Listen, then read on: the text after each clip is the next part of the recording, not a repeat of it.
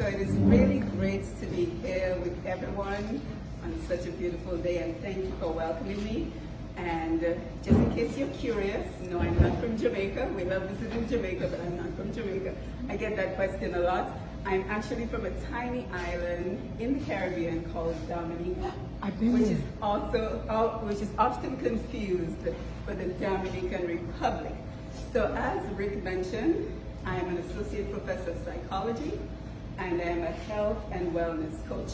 So my journey into becoming a health and wellness coach actually started back in 2003. So at that time, I was working full-time, and I was also pursuing my master's degree at Columbia University in New York City. And unfortunately, I got super busy and fell off the track in terms of maintaining a healthy lifestyle. So I gained some weight and I wanted to lose the weight, so I wanted to get my health back on track. So one of the ways I decided to do so was to train myself to become a runner, of all things. But what I realized was every time I would go out to run, the first 10 minutes was so very difficult. But then what I also realized is once I was able to push past those first 10 minutes, I was able to gain momentum and run an hour and sometimes even more, something I still practice today, over 20 years later. So let's fast forward to 2019 and all the other tips, tricks that I learned in terms of being consistent. Because like I was just explaining to James a minute ago, many of us think about the pillars of success with regards to a healthy lifestyle as eating healthy and movement.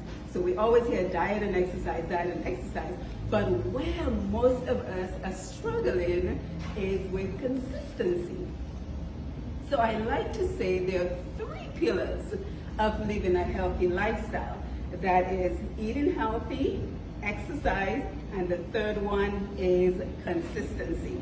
So that has really been my focus for the last 20 years. So in 2019, I thought what better way to serve my community than to publish a book.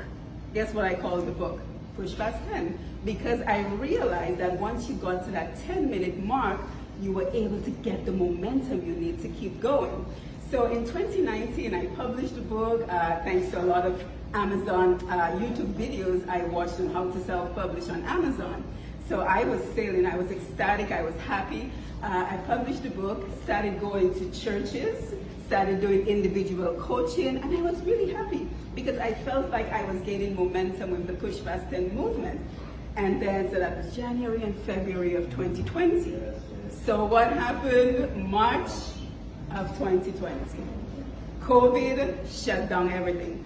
So COVID-19 shut down everything. So I turned to social media, and I've been able to grow very well on social media. At this point, I have about 17,000 followers, and my average reach is over 500,000 views a month. So I've done exceedingly well on social media. But like I was telling Rick when I first started coming to the meetings, it's great to reach a worldwide audience on social media, but I felt the need to come back into the community, to come back and to encourage our community, because we all know the health benefits of living a healthy lifestyle.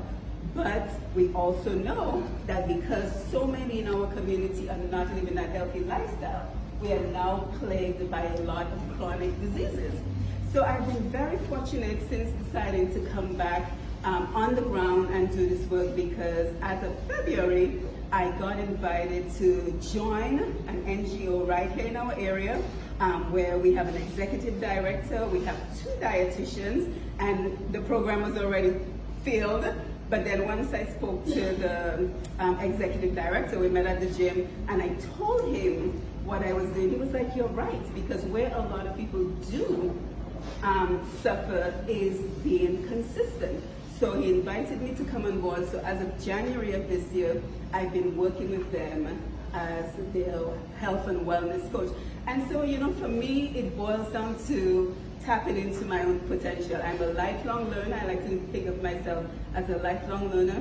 I also think that while many of us may stop growing physically, We are still meant to grow and evolve intellectually, and then we are meant to take that information and positively impact our community. So Mike already talked about my husband. We also have a daughter, Sophia, who was at the Stop the Bus on Saturday. She's 13 and she's getting ready to begin high school. So she's off to a new adventure. So I'm looking forward. I'm looking forward to being a part of Rotary. I'm looking forward to networking. I'm looking forward to the community engagement and just supporting in every way. And again, congratulations. The Stop the Bus was awesome. And I'm looking forward to other initiatives as well. Thank you.